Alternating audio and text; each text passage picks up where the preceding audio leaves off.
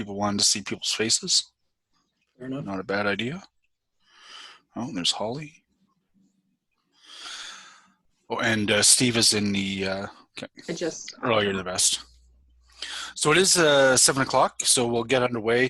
There are only 7 people, other than Fiona, so 6 of you who are here this evening. So far, people do jump in late figuring out the Zoom technology, so if it stays like a small group, we'll make it more of a larger video conference.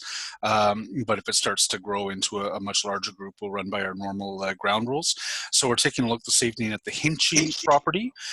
Some quick perspective on this one.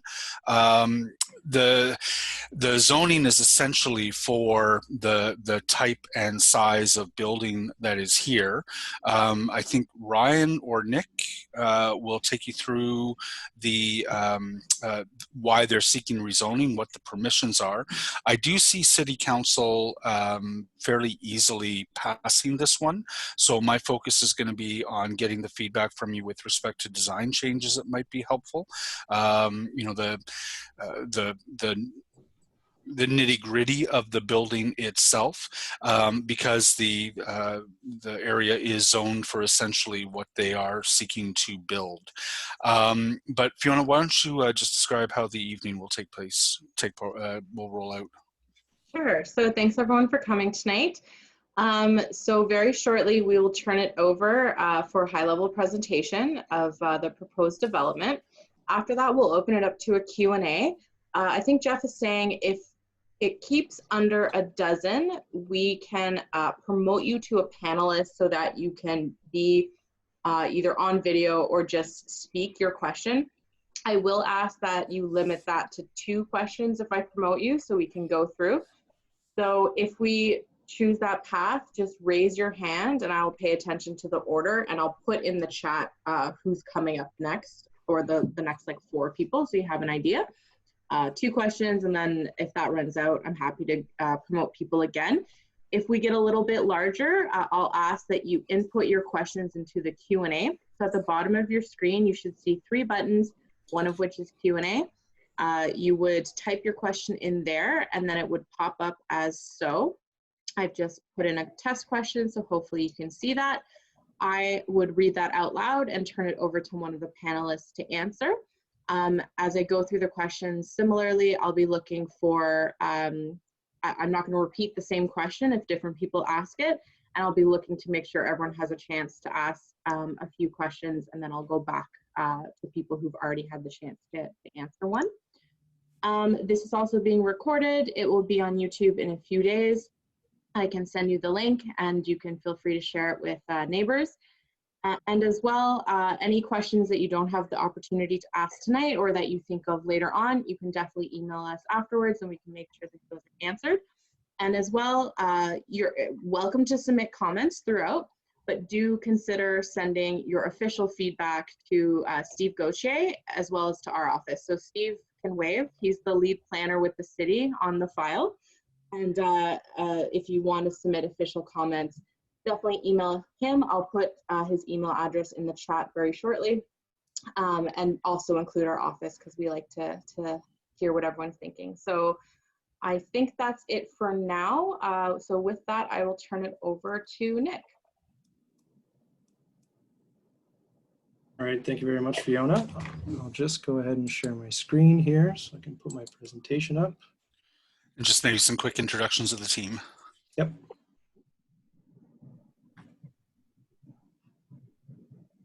Is that working there?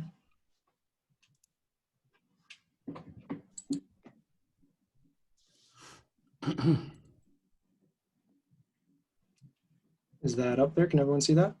Mm-hmm. Yep. Yeah, okay.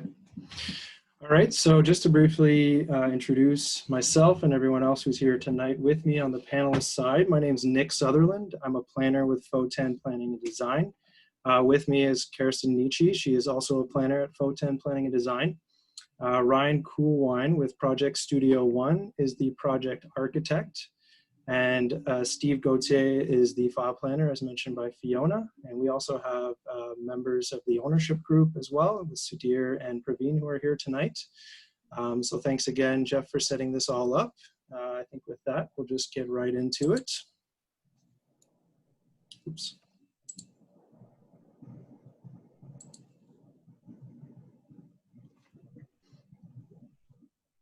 So just to give you a brief overview of the process and where we're at in terms of this project. So back in April, we met with city staff as part of a pre-application consultation meeting. So at that time, basically we had a preliminary design that we presented to staff just to discuss some of the kind of major issues or concerns that might be brought up as we move forward with this project. As part of that meeting, staff outlined for us a number of requirements that would be needed to be submitted with our application, and I've listed them here. So it just gives you an idea of what city staff are going to be using to form their analysis of the appropriateness of this redevelopment for this site. So following that pre-application meeting back in April, we took the time as the consultants to hash out our plans a little bit more, do some more analysis in terms of planning and design, and also to basically put together some of these other considerations, such as engineering and noise. So we're still in the process of finalizing some of these documents. Some of them have been completed, which brings us to where we are tonight as part of this open house. So we're here to present to you the project as we have it, and we have not yet submitted our application. So what we're going to do tonight is hear your concerns and comments, and we can use that to inform the application as we move forward. So we're looking to do that sometime in October, in the next couple of weeks. Following the application submission, staff would be reviewing as part of their technical circulation, likely into the end of 2020. And following that, there would be another public meeting, as well as the planning committee and final approval, but I won't put any timelines on that, as that seems still quite a ways away. So just to get into the project and to the site, I have here a map that identifies the property with the orange star at 161 Hinchey Avenue. There's a few things I wanted to highlight in the area that are of note, and two of those are the LRT stations that are within the neighborhood. So you can see labels A and B at Tunney's Pasture, as well as Bayview Station, and the property at 161 falls within 600-meter radius of Tunney's Pasture and just outside of a 600-meter radius from Bayview, so well connected to transit. As well, labels C and D both highlight mixed-use centers. So these are important areas within the city where there's either a lot of employment, some mix of uses, commercial and residential living in close proximity. Obviously, at Tunney's Pasture is an important federal campus, and there's a high amount of people who work there and who travel to these sites. So our property is sandwiched kind of between these two mixed-use centers and between these two LRT stations, as well as the kind of greater Hintonburg and Westboro area further south of Scott Street, along Wellington Street West, and west of this area here shown on the map. So to get into some of the more local context, I've got several photos of the neighborhood. So a photo on the top left-hand corner here is a picture of the site. So you can see the house on the left with the yard as well as the existing driveway. The photo on the top right corner shows the abutting property. It's an existing low-rise residential apartment building. The photo on the bottom right demonstrates the laneway. So there's a laneway that accesses to the rear of the property between Burnside and Lyndale Avenue. So it goes all along the rear of those properties fronting Hinchey. There is no access from this laneway, however, so it's essentially a fence with some vegetation right now, and it will remain inaccessible as part of the new proposed development. Some other pictures here on the top left-hand corner, we've got a view looking north along Hinchey Avenue, just to give you an idea of some of the context of the area. There is a mix of low-rise and ground-oriented units, dwelling units, as well as some higher kind of mid to low-rise apartment buildings in the neighborhood. In the top right corner, there's a photo of a newly redeveloped property at 150 Hinchey, which is just up the street from our site. You can also see in the background a tower there that is being built along Parkdale, just outside of this area. And another photo on the bottom right here on Hinchey Avenue at 147 is an existing low-rise apartment dwelling. This one's considerably larger than the one we're proposing. Another kind of screenshot of the area here at Hinchey and Lyndale, there is a church at the corner there. Of note as well is that right abutting 161 Hinchey to the north of our property is a very small vacant lot. It's shown in the top right hand corner, just basically covered up by all the greenery there, but it's a vacant lot just with trees and brush. I'm not sure that it's actually a developable lot as it's quite narrow, but it does abut our property. And the third photo in the bottom right here just shows you the other end of the street at the intersection of Burntdale and Hinchey. And this shows you the existing 4-story apartment building / 5-story, depending how you look at it. So to move into a little bit of the policy context, I won't go into too much detail here, but essentially the property is located within the general urban area in the City of Ottawa official plan. So this designation really is relying on building heights to be predominantly low rise. And it will be evaluated upon the compatibility with existing context and the planned function of the area. So building a little bit on that, policy 5 of this section of the OP states that for cases such as ours, where we are looking to redevelop within a general urban area, the city will assess the compatibility of this new development as it relates to the existing community character to make sure that it enhances and promotes some of these more desirable aspects. And also consider the contribution to the maintenance and achievement of a balance of housing types and tenures within the city and the general urban area. So just briefly touching on the Scott Street secondary plan policies that are applicable here as well. The property is located within a low-rise residential designation, and the subject lands are contemplated for development at maximum heights up to 4 stories per the secondary plan Schedule B. So we meet these provisions. We are proposing a lower story building, and the general urban area policies can generally be met through this proposed redevelopment. But this will be expanded upon in much more detail in the planning rationale at the time of submission of the application. So for a little bit of regulatory context, this is essentially the zoning bylaw that we're going to be looking at. So we're in a sort of unique situation here, as the currently applicable zoning for the site is the R4S zone. And the R4S zone is currently existing. However, the City of Ottawa has put in an effort to review their R4 zoning in many of the core areas of the downtown. And as part of this initiative, this area and this property will be included as part of that rezoning. So it has gone to planning committee, but not yet to council, I believe. So these rules are not yet in effect. But because we're not sure exactly when they'll be approved and exactly when our application will be submitted for basically a comprehensive review, we decided to include both of these zoning provisions as part of our analysis. And so you can see on the left-hand column is the existing zone R4S. On the right-hand, R4UD is the proposed zone. And on the right-hand side of those columns, the proposed column is what we are in fact proposing as part of this development. And then the last 2 columns on the right demonstrate a compliance with those rules. So if it's a green check, it means we meet the zoning provision. If it's a red X, it means we do not meet that zoning provision. So as you can see, we do meet some for the R4S and we don't meet some for the R4UD. So that's why we decided to include both of these zoning provisions here. So if we're just looking at the R4S zoning briefly, the one provision we're not meeting in terms of setbacks would be the interior side yard setbacks, which we're proposing at 1.5 meters when 2.5 is required. However, the R4UD zoning requires 1.5 meters, so we would be in fact compliant for that zone. Similarly, the minimum front and corner side yard, we are currently meeting with the R4S zone, but the change to R4UD would bring us in non-compliance, as we would be required to provide a 4.5 meter setback, and we're providing a 2.27 meter setback. Can I just chime in? Sorry, Nick.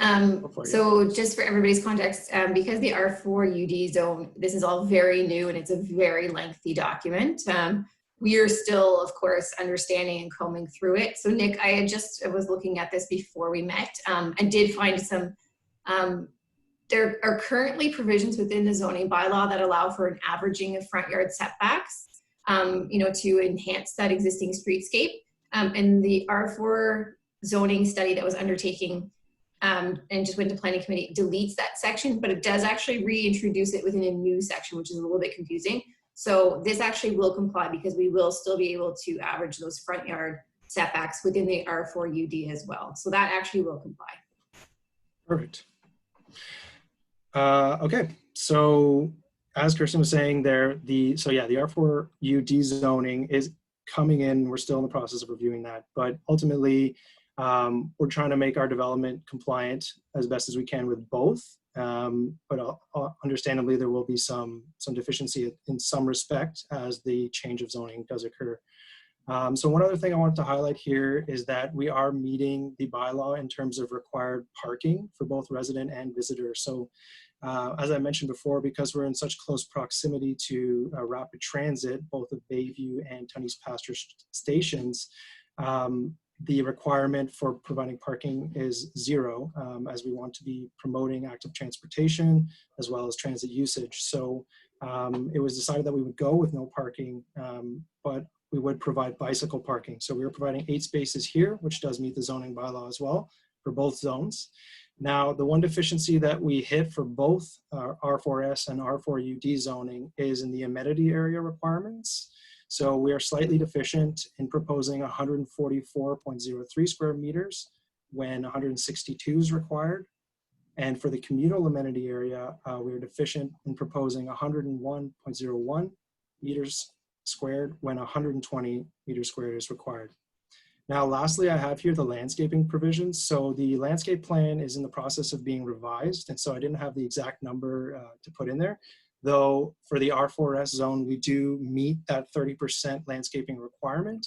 And for the R4UD, it needs to be confirmed, but I believe it will be met as well, just as a note there. So just to get into the proposed development here, we have a rendering on the right-hand side showing you the facade facing Hinchey Avenue. So it is for a total of 15 dwelling units divided as 2 studio units, 10 one-bedroom units, and 3 two-bedroom units. As I mentioned, no vehicle parking spaces are proposed on site, and 8 bicycle parking spaces are proposed outdoors in the rear yard as part of a small bicycle parking structure. There is an interior waste disposal room, which is accessed from the north side of the building. As well, the rear yard amenity area is proposed in the backyard, and there are private balconies on several of the units where they will have private amenity area. And landscaping is proposed for the entirety of the site within the rear yard as well as the front yard. And 2 trees are proposed to be planted on site. So 1 in the front yard landscaping feature and 1 in the rear yard on the other side of the bicycle parking. So here's a site plan that sort of demonstrates this in a plain view. As I was mentioning, there is bicycle parking in the rear yard, and across from that would be where the tree would be proposed.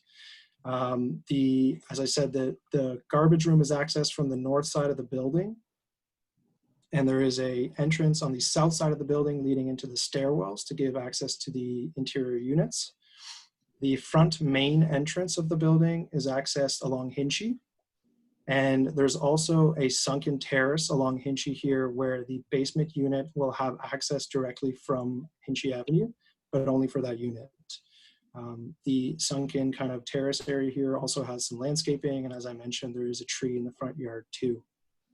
So there's walkways proposed along both the north and south sides of the building to provide access to those entrances as well as to the rear yard areas. On the north side here, you can see it's continuous to the bicycle parking area so that residents can take their bicycles onto Hinchey Avenue and get on the road. As mentioned before, the public laneway abuts the rear yard of the property, though there's no access proposed. And in fact, there would be fencing or some sort of delineation there between the property. And as well, along the rear yard here, for the below grade units, there's also some landscaping elements proposed as kind of a strip of shrubs or greenery that would also be expanded upon in a landscape plan as part of our submission. So I'll get into some of the floor plans here. As I mentioned, there are the below grade units with the front unit accessible from Hinchey Avenue, and that's sunken terrace. As well, those other units are accessible at grade. So this is the level 1 with the main entrance here and the garbage room entrance along the north side of the building. South side of the building entrance would be there as well. And access to the stairway as well as the elevator would be interior. Level 2 floor plans demonstrate typical floor and unit breakdown. So in the rear yard, you can see here above grade, there are balconies proposed for the units that would overlook the rear, and the front yard unit would have a balcony overlooking Hinchey Avenue. Level 3 is pretty much the same thing as level 2, and same with level 4, not much difference there. The rooftop is flat and there's not proposed to be any amenity area or access there for residents, simply drainage for the building.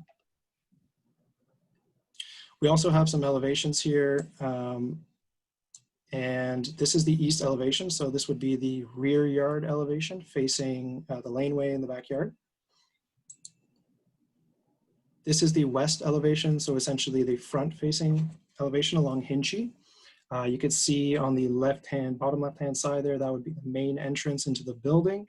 And then the below grade units entrance is visible here through that sunken terrace. And the south elevation has the secondary entrance there. North elevation here with the garage, or sorry, the garbage disposal room doors accessing that side there. And that's about it for planning and design. I'm going to leave these slides up just in case we need to refer back to them. But Kirsten or Ryan, is there anything else that you wanted to add as part of that? Any other details I may have missed? No, I'm okay. Thanks, Nick. Just a couple, actually. So if you want to skip to the site plan. Sure. Yep. There we go. Right. So just a few points that we like to focus on with these infill developments. So the first would be bike storage. So we're showing 8 bike parking spaces. These are all horizontal spaces inside a secure enclosure.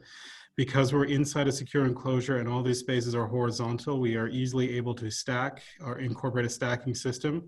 So the expected provision for bicycle parking for the development will be 16 bike parking spaces. So that's exceeding a 1-to-1 ratio for the building. The lower level unit facing the Hinchey has a lower level terrace. However, there is no access directly to the unit from the street. You have to go through the building in order to maintain security for that unit. Probably the biggest feature that we're offering the unit when we think about accessibility for low-rise apartment buildings is ensuring that we don't have an able-bodied door and a disabled-bodied door in order to provide access to our barrier-free units. So this building offers an elevator, and while the building does feature kind of the ground floor at half a level up and the basement at half a level below grade, the fact that we have the elevator directly off of the lobby ensures that every single person of every mobility ability is able to gain access through the same door and use the building in the same way. And then I just wanted to, there were some deviations or some changes from that first submission that we had when we met with the city. So we've removed all bit of amenity space from the roof, as you've mentioned. There's no provision or no discussion about parking of any kind for the project. This is all going to be landscaped area in the rear yard of the project. And the last thing I want to talk about too was building materials. So while you have shown some sample projects, and I've just drove through the neighborhood a few days ago, I think it's important to focus on the materials that we're proposing for the project. quite often we're seeing fiber cement in its entirety for the project, or we're seeing metal paneling, which really doesn't have that much of a residential feel. Whereas with this project, we're showing the primary material for the project is going to be brick, which really speaks well to residential building types, to permanence, to just being more in tune with an existing residential neighborhood. That's all. Thanks, Ryan. Thanks for those clarifications there. Okay, thanks, Nick and Ryan and Kirsten. I'm going to ask Fiona to open this up. I think she's already seen that in the chat. Yep. Okay. So once you've promoted people to panelist, they'll be able to use the raise hand function that's at the bottom in the participant screen. So yeah, so if you have a question, you can just click raise hand and I will promote you to panelist. And if you don't want to be promoted to a panelist, you are welcome to put your question in the Q&A. Okay, I have one raised hand. Lori, I am promoting you to panelist right now. Lori and then Paulette.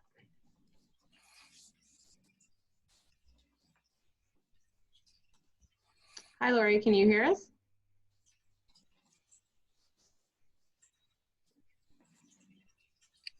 She's coming. Here we come. Sorry, I can't use Zoom on my work computer anymore. If you turn your video off, that'll save you a bit of bandwidth. Yeah, that's probably what I'll do. Okay. There you go. There you go. Yeah, construction staging area. I know this is, I believe this is an unmaintained laneway at the back. Mm-hmm. Where will the construction staging area be? I think we would prefer to see it off the back. Certainly wouldn't want to obstruct the road. It just leads to too many problems. So we haven't got there yet, but that seems like the obvious choice. Okay.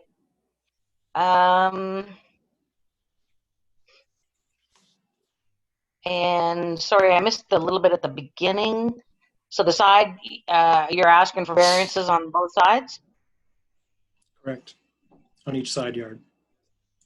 Each side yard? And at the rear? Not at the rear, no. Not at the rear? Okay. So you can get garbage containers along both those sides? We've got 1.5 meters that should work with most containers. Well, with Okay. all containers. Okay, and the bikes Yep. should be able to get up and down. Okay.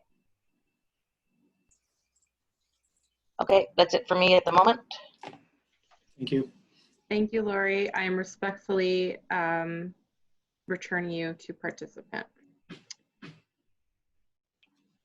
Okay. Sorry, you guys had finished your presentation, correct? Yep. Okay, perfect. So Paulette, you are up next. I'm promoting you right now.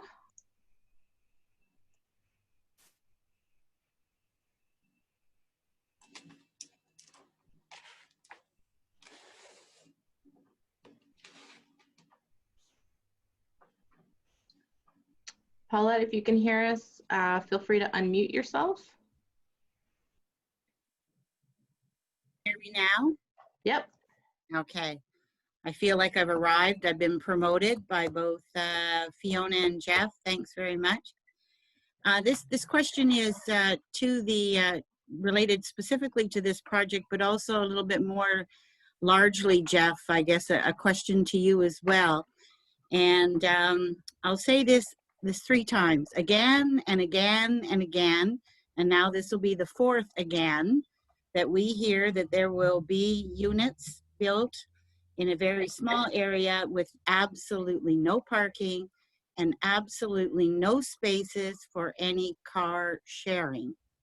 So I totaled up what's going to be happening on Hinchey in this area. We're close to 60 units now before this one. All of these with absolutely not a single spot for a car share. I understand that R4 allows that. I understand the zoning allows that. But I think it's coming to a breaking point. And I think that the people who live in the community are going to see that, because any visitors, any trips or whatever, this is going to happen. We're going to have the cars on the road.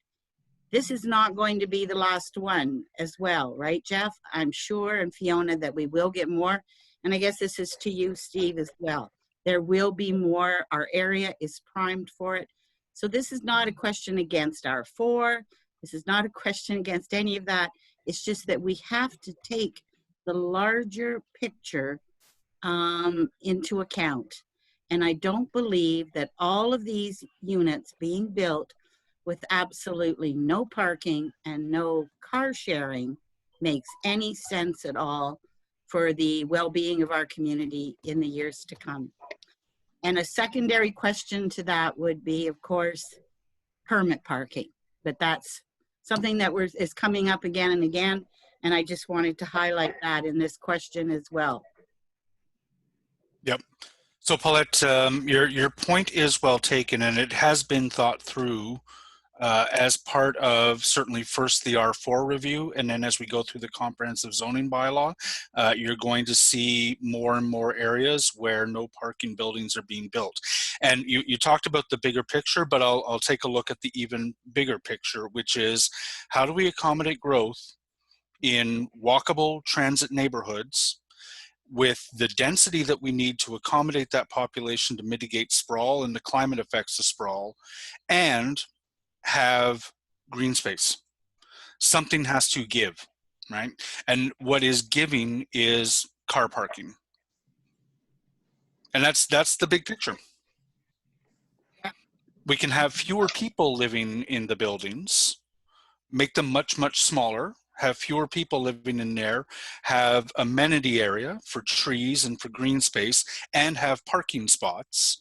But then we start to exacerbate the urban sprawl problem, right? We need to accommodate the growth in neighborhoods like Mechanicsville and Hintonburg and Westboro, and what gives with all the different puts and takes you have is parking. Now, there are some interesting things. Some of you are familiar with Rosalind Hill. She's the architect. She did a bunch of work on R4. She's been inputting into the Westboro infill study that is going to create some interesting template work in Westboro for infill that will probably permeate the rest of the city as well. She is an advocate for trying to acquire properties in which during the transition period that we're in right now, people would be able to park cars, right? Create neighborhood parking lots. Create where, and when it comes to the virtue car, the car sharing, I love that, right? But in this building, if you add a single car parking spot to it, you lose the green space. You put in a driveway, you pave over the back in order to create the turning radiuses, and either you either lose a lot of units, which is counter to our intensification thrust, or you lose the green space.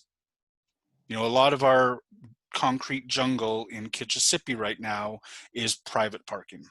I'll leave it there. But that's the big picture that this council and planning staff have thought through deliberately.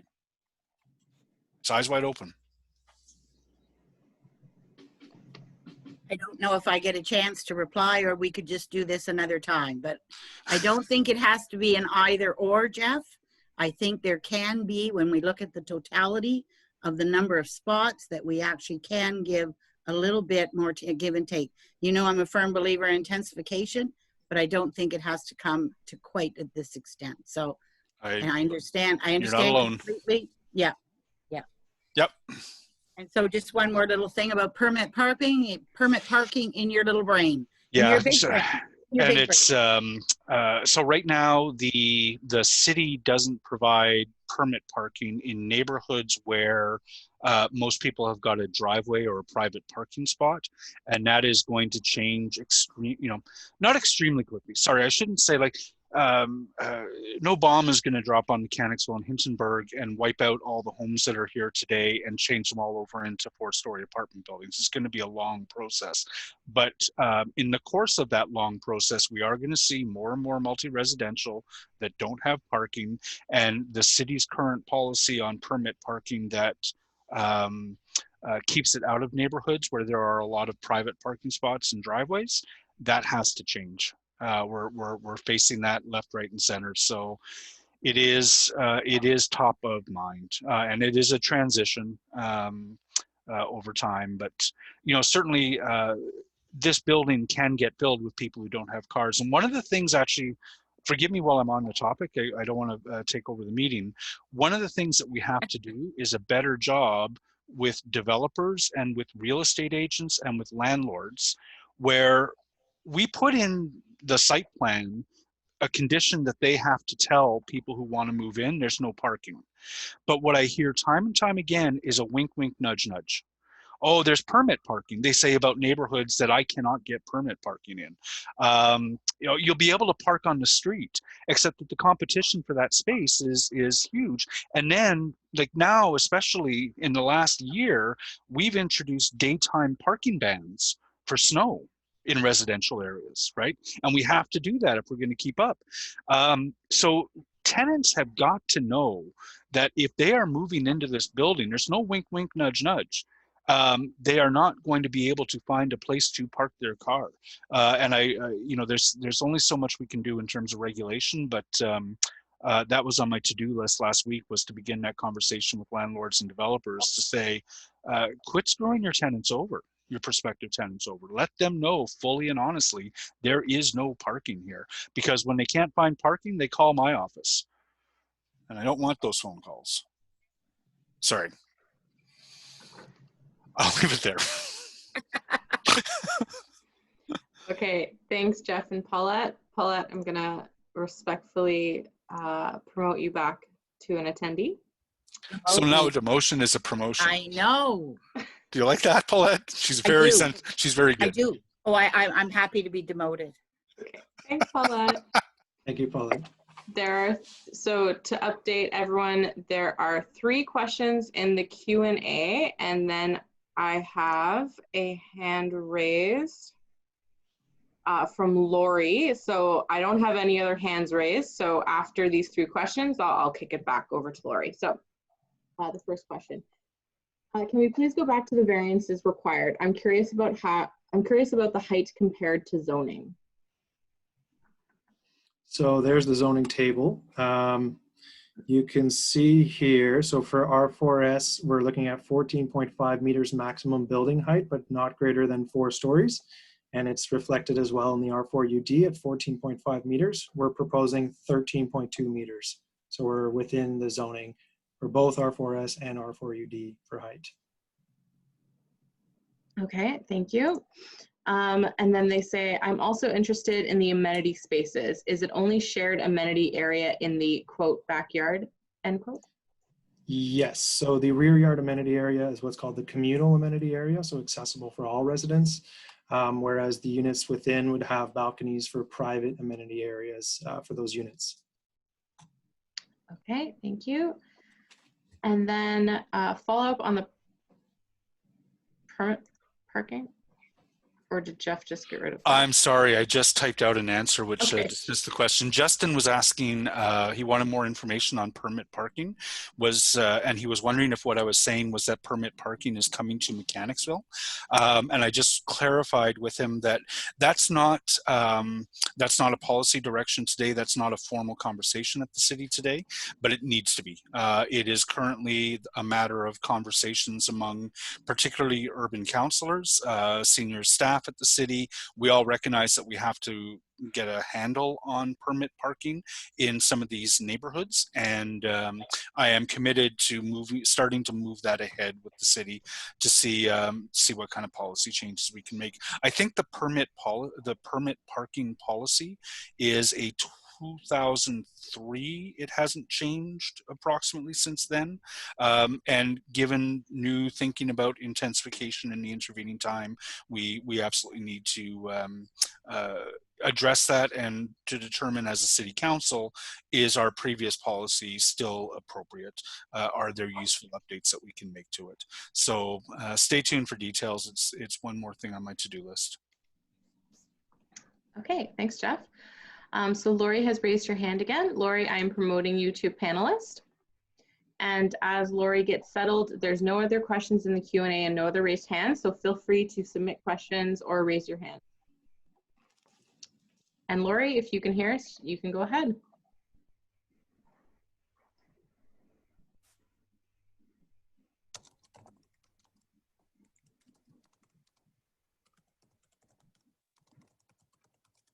Lori?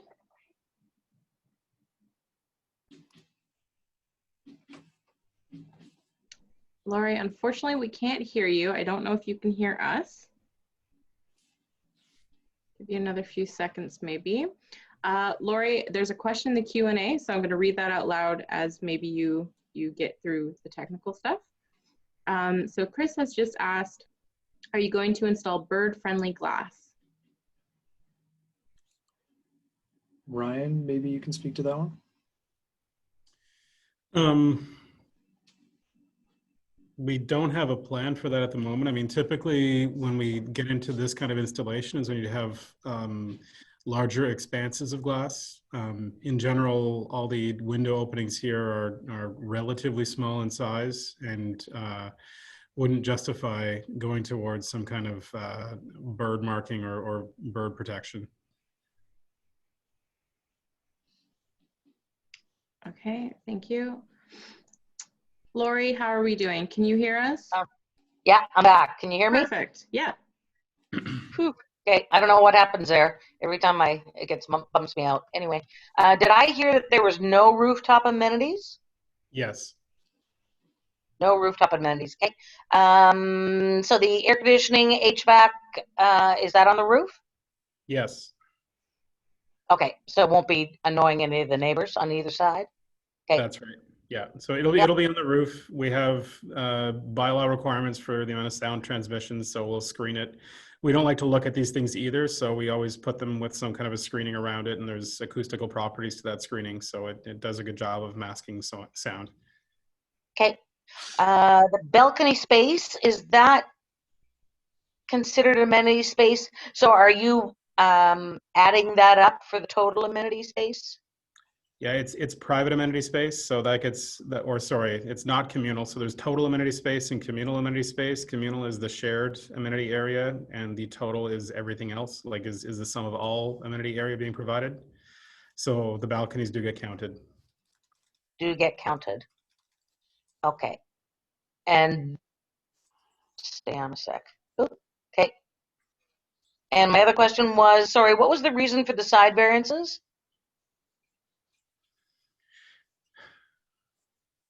Well,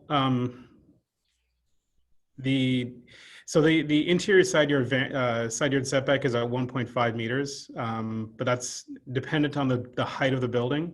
That applies to building walls that are 11 meters tall or shorter. The building is taller than 11 meters, and once you get above that height, the setback increases to 2.5 meters. It's not feasible to achieve that setback. Our stairs, a number of things in the building wouldn't work. The yield for the building wouldn't make sense to proceed that way. And as we look forward towards the revised R4 zone that this building will fall in, that requirement to taper the building back after 11 meters disappears. So this is frankly a gesture at being reasonable and at the same time allowing the function of the building to play forward. Okay, because I'm pretty sure we're going to be objecting to any variances on these R4s, little apartments. It's kind of the plan with the Hindenburg Community Association and a lot of the other ones. Just so a heads up on that. Right.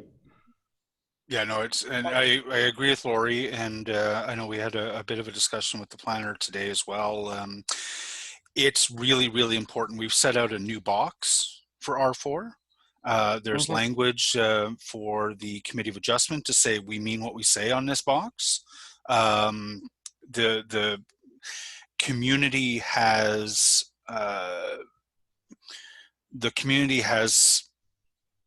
grudgingly understood that the R4 is what it is in terms of adding density, but we don't want to start providing the Committee of Adjustment, particularly with any kind of justification to say, oh, the city is rezoning rezoning for things that don't meet the performance standards, so we can start to vary it away as well. So we won't solve that tonight, I know, but I am very sensitive to where Lori is coming from on this one. But Thanks, Jeff. I do want to follow up as well with Lori. You asked about the rooftop amenity space. In the past 6 months, with the pandemic, we have actually seen, or I've seen, communities and planners have all kind of shifted thinking on rooftop amenity space to become far more supportive of it. You asked about rooftop amenity space. Are you supportive of rooftop amenity space, or if it were proposed, would you object to it? Actually, we haven't had the problems with rooftop amenity spaces that they have in like Sandy Hill and other places. Yeah. So, and they seem to be Just, something that people want, but then when they have them, they really don't use them that they much. don't, it's too hot.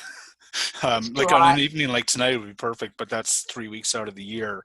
But it does, the thinking, like the shift that I've seen, and I would have to sound out my colleagues and everything, we talked about it a bit during the R4 process, is, we're beginning to realize the importance of that outdoor space during this pandemic. And I'm open-minded to pressing for amenity space if that's something that the community association would not object to. So sorry, it's a long-winded way of saying I'm in your hands, but it's an interesting discussion right now, and it's been a change that you can really sense around City Hall right now. Mm-hmm. I'll leave it at that. Okay. Thanks, Rima. Okay, thank you, Lori. I am respectfully demoting you to attendee. Paulette got promoted to an Oh. attendee. No, I said demoted. Okay, Chris has a question in the queue. Oh, it's two different Chris's. Okay, so Chris Burke, I believe. I'm going to promote you in 1 second and just read this question that's in the Q&A. So the question is, why was the rooftop amenity space removed?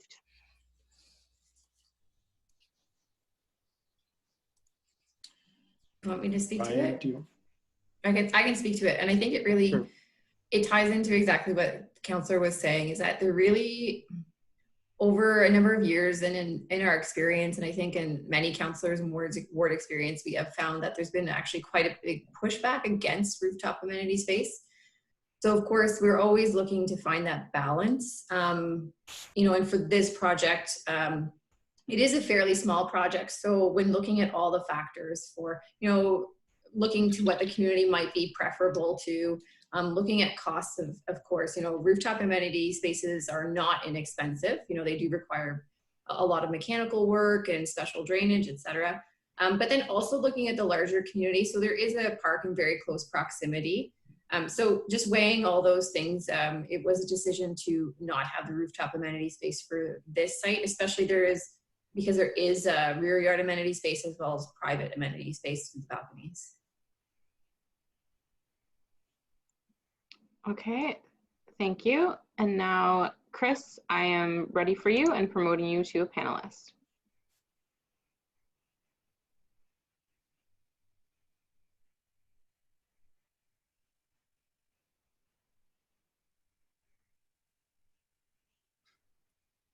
Okay. Yeah, can you hear me? Yep. Okay. So I have just to go back to the amenity space, I'm looking there at the rear. What is the total area of that amenity space at the rear? I believe it's 101 square meters, but I can double check. That's right, 101. Yep. Okay. And as you say, there's going to be a tree in there? Yes. Hopefully. Okay. So, I mean, from your drawing, there's kind of a spindly little tree at the front. We have a lot of concerns about these token trees that get put in these places. I can't imagine that any of them are going to survive much beyond a year or two. So those kind of, it's just, I feel that's just tokenism. So in the back, you're going to place, can you sort of show where exactly you're going to put the tree? Is it going to be, is there hydro wires back there that's going to interfere with the tree? No. Don't believe there's anything crossing that property at that point. No. So that's Yeah, why we it's proposed it's there. not crossing the property, but it's going up and down the laneway. I think there are hydro wires that go along. Maybe I'm wrong. I don't know. But I think there's a hydro corridor there. Possibly, yeah. Yeah, Yeah, you're right. okay. There's a hydro wire there, but at the same time, when we're working with our landscape architect, we specified trees that will thrive in these conditions and that won't become burdensome to the overhead wires. I mean, hydro has requirements for us as well on the species of trees that we can plant in proximity. The intent here is to provide an amenity to the residents of this building. So we certainly aren't trying to plant something that's going to fail in the short term. Okay. And so what kind of activities are the residents going to be able to do in that space? Do you have an idea as to what would be feasible? I mean, it's not a a small lot of gathering space. space. So, I mean, there could be a few chairs back there. I mean, the city zoning bylaw is quite specific with the amount of hardscape that we're allowed to provide. I've been pushing to increase the amount of hard landscaping that we can put in the rear yard amenity spaces, because if you want to program these spaces, have barbecue areas and tables and chairs and that kind of thing, you need hardscape in order to make that viable.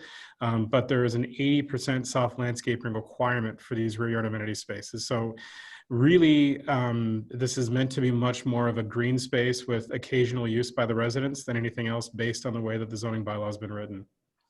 Okay, thank you. Thank you.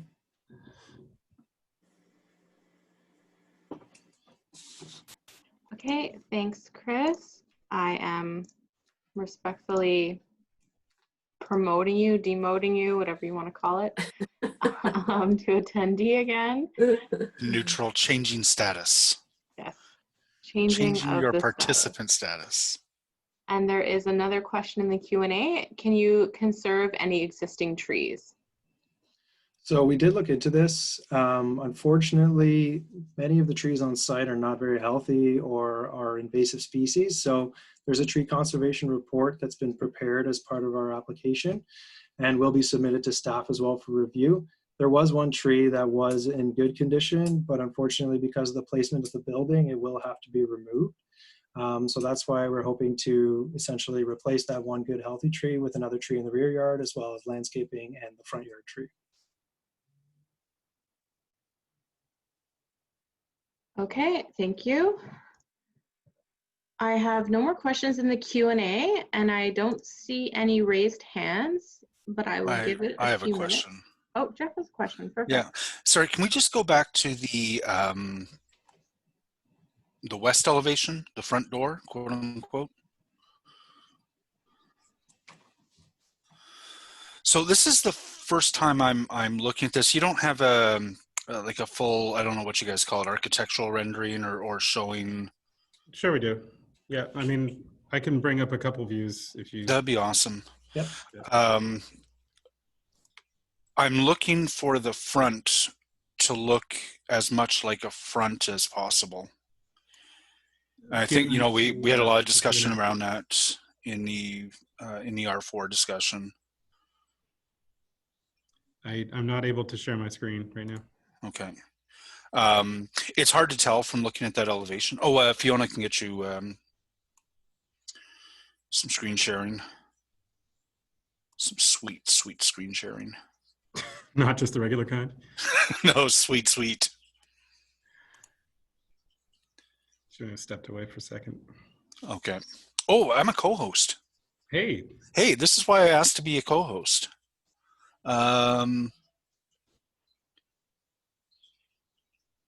No, all I can do is like demote you. that's basically the same. Okay, what do you need? Sorry. Can you give Ryan screen sharing? Yes. Please and thank you. Sorry, there's a thing happening. Okay. There you go. You are co-host, Ryan. Thank you.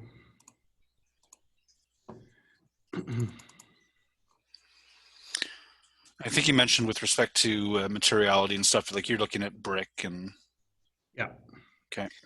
So, I mean, we will have some fiber cement in the project, but I mean, the dominant element at the ground level is this really heavily articulated brick, because we're trying to work with some of the datum lines that we see on the street, and then subdividing this into these vertical bands because they read like the narrower vertical facades that you find on the street. And then here's a street level rendering of the entrance. So the entrance was demarcated by this wood feature that we've got around this fiber cement kind of protrusion that acts as a canopy. And then we've got all this vertical brick banding that you can see here, and then the sunken terrace here, and then these balconies that climb as well. Okay. I like the articulation, like you've got lots of articulation, which is great, and that's something that obviously was a big discussion during the R4 discussions. Front, like I guess there's no way to give it a more of a front porch, come on over and sip some lemonade feel, eh? Well, I mean, we've we've got a few issues, right? Because I mean, I know you guys hate it when the councilors talk architecture. Again, speaking with in terms of accessibility, like this needs to be barrier-free access to the building, so we can't have a couple steps up and a stoop or something. It's got to be at grade level. And then there's a number of functional things that we need to tie into the lobby space, especially considering that we have an elevator in this building, which really eats up a lot of space. I mean, if I just go to the ground floor plan. I'm sorry, I didn't realize I missed that you have an elevator. Yeah, so if we go to the ground floor plan, like we've got this entry right in here, and the property line is about here. So I mean, technically, we could landscape this in a way that encourage people to hang out. I've been a big proponent of trying to encourage front yard amenity space, especially in front of these buildings. There's a number of buildings near where I live where, you kind of get lawn chairs that come out and people hang out in front of their buildings. And it's actually a great community benefit if we can start looking at, people actually occupying part of the street and engaging with neighbors. And then as we move in here, it's mail access and Amazon room, and then right into the elevators to get up. So, we do have a number of constraints facing us, and that's why we can't just be a little bit more, I guess, gracious with the amount of hard landscaping that we've got in front of the building. Okay. All right. Thanks. Yeah. Okay, we have 2 more questions in the Q&A. Those windows look pretty large to me. Still a hazard for bird collisions. Fair point. Did anyone want to comment on that? No. Okay. And will fences on the north and south property lines be built?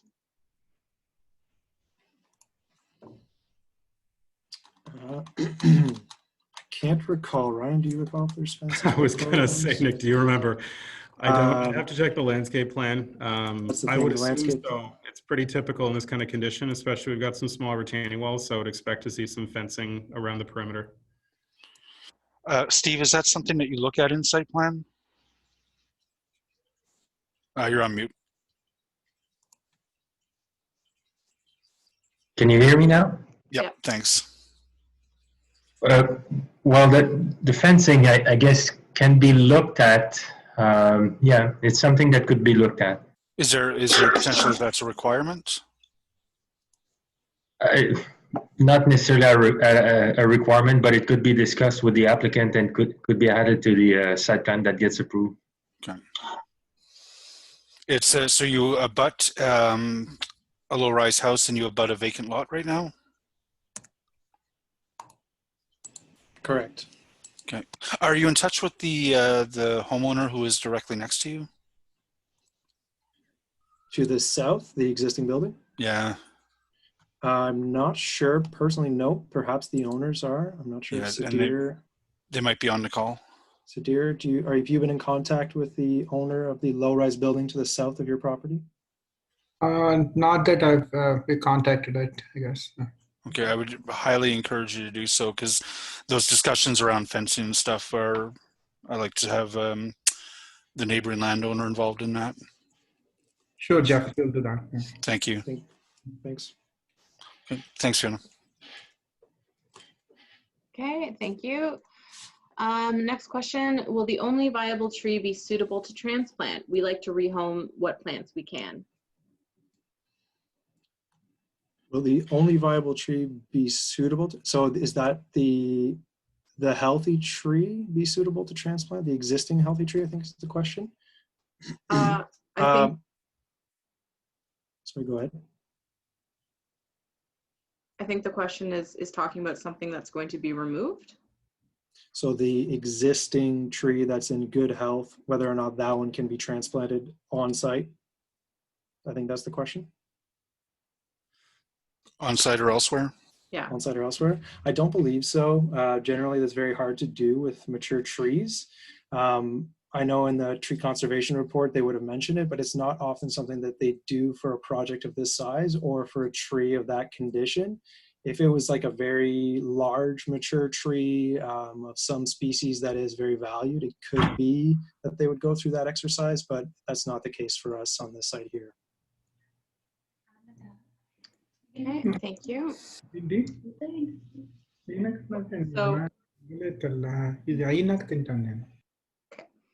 So again, I have nothing else in the Q&A, and I have no attendees with raised hands. We can give it a few more seconds unless some of the panelists, Jeff, want to move towards wrap up. Oh, a question just popped up. Are trees that are not on the actual property allowed to be removed? So if there's trees on the property line that are impacted as part of the development, they would have to be in coordination with the property owners of the abutting lands as well. So if there was, say, a tree directly on the property line, which I believe there are a couple, at least some shrubs, as part of the removal of those trees, they would have to coordinate with the abutting property owners and as well the forestry division, I think, the city of Ottawa. Because there are cash in lieu and things like that required if you remove trees, I believe, and maybe Steve, you can confirm that. But if you do remove trees, you're expected to at least pay for or replace for some of them that are healthy. So that's why we're proposing those additional trees. And if we can't, then they may be paid for through cash in lieu. So yes, the appropriate property owner would have to be notified of any trees removed on those property lines. Okay. Would you like me to comment or? Sure. Sure. Yeah, so as you explained, if a tree straddles a property line, there's a discussion between the two owners, and if the two owners agrees to remove the tree, I guess one owner agreeing to be compensated, that's scenarios that we've seen. The cash in lieu for trees there, that's not something that I'm necessarily aware of. And of course, if trees are being removed with the approved landscape plan, we'll expect additional trees to replace what gets removed. What I mean by that, it could be more than just one tree replacing a mature tree. Could be an additional 2 trees. Always depend on each side. Thank you, Steve. Thanks, Steve. Okay. Does anyone know the development status of the vacant lot to the north, number 159? Jeff, our office knows nothing. No, nothing's crossed our desk. Not that we're aware of either. Murray Chown was on the call earlier. Should ask him. He's got his fingers in those pies. So sorry, nothing, but if we hear anything, we will reach out for sure. And then final question again, or comment. Please advise your client that the Mechanicsville Innovation Garden rescues any perennial plants and relocates within Mechanicsville. That's awesome. Good to know. Okay, so I again have no more questions in the Q&A. I don't see any raised hands. We can wrap it up, I think. Sounds good. I'll throw it to you, Jeff. Quick wrap up. It always feels very formal, and like we're 8 people here. So the key thing from here is that Steve is the city planner on the file. He's going to look at. So these folks have asked for a rezoning. that would establish new performance standards that don't meet the current performance standards. That's what a rezoning is. Steve will need to take a look at that request through the lens of all the different policies that the city has and make a recommendation to the planning committee of city council and to city council as to whether or not the applicant's rezoning request should be approved, and then that will get voted on. So the next couple of months are sort of the critical piece where it's important to get your feedback into Steve, based as much as possible on the city's policies and plans. Things like insistence on adherence to the new R4 zoning is particularly important to put in front of Steve, and he'll have to take a look at whether or not he can recommend it in light of that community feedback. And then it will go to planning committee where it will get voted on, and then city council will probably just rubber stamp whatever the planning committee does. So that's the route that this will take. Please consider copying me on any feedback that you have. Let me know whether I can share it with the developer. There are a couple of things coming out of this meeting with respect to, well, particularly just the performance standards of it, that I'll be having further discussions both with the city and with the applicant about moving forward. So that's all I had. Ryan, Nick, Kirsten, Sudhir, thank you very much for showing us the plans, and we will wrap that up. Thank you very much, everyone, for attending tonight. Have a good night. Thank you. Thank you.